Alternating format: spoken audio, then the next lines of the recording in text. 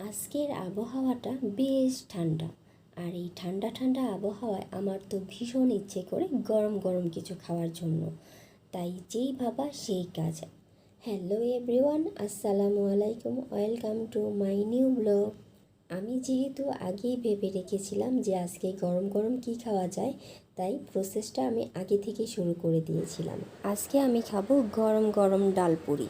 তো আমি আগেই ডাল সিদ্ধ করে রেখেছিলাম এবং খামিরের জন্য পানি গরম করে রেখেছিলাম। আর এখানে ডালটা বাগারের জন্য আমি পেঁয়াজ কুচি আর শুকনো মরিচ দিয়ে নিলাম। আর ডালটা এভাবে বাগার দিয়ে নিলে আমার মনে হয় যে পুরির স্বাদটা বেড়ে যায়। তাই আমি সবসময় ডালটাকে এভাবে বাগার করে নিই। যেহেতু আমি প্রফেশনাল না, তারপরেও আমি আমার মতো করে আমি বানিয়ে নিই।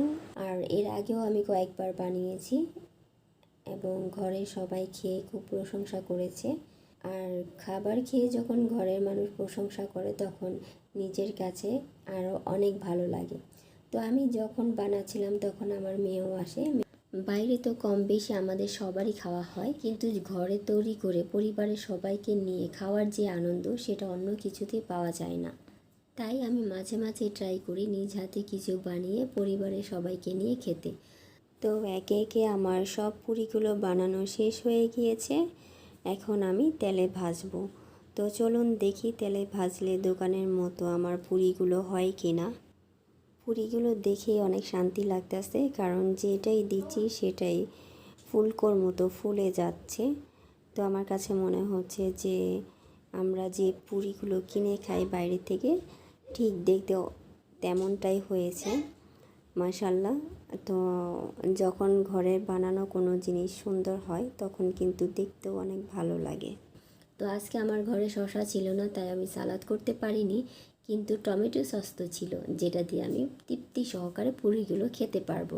আর আমার ছেলে মেয়েও সালাদের থেকে বেশিরভাগ সসটাই বেশি পছন্দ করে, তাই এই সসটা সবসময় আমার ঘরে থাকে। পুরিগুলো দেখতে যেমন সুন্দর হয়েছে তেমনি খেতেও কিন্তু অনেক মজা হয়েছে। তো আপনাদের কাদের কাদের পুরি পছন্দ তা কমেন্ট করে অবশ্যই জানাবেন।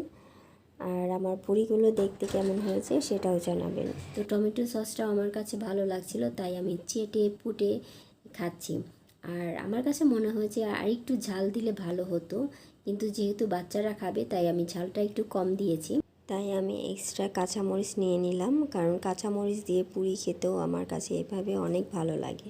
আপনারাও যারা পুরি পছন্দ করেন, ঝাল পছন্দ করেন আমার মতো, তারা কিন্তু এভাবে পুরির সাথে এক্সট্রা কাঁচামরিচ নিয়েও খেতে পারেন। তাহলে কি বুঝতে পারবেন আসলে জিনিসটা খেতে কতটা যে মজা লাগে। তো আমার কাছে তো ভীষণ মজা লাগে, তাই আমি মাঝে সাঝে এভাবেও মরিচ দিয়ে খাই। আপনারা ভালো থাকবেন, সুস্থ থাকবেন। আল্লাহ হাফেজ।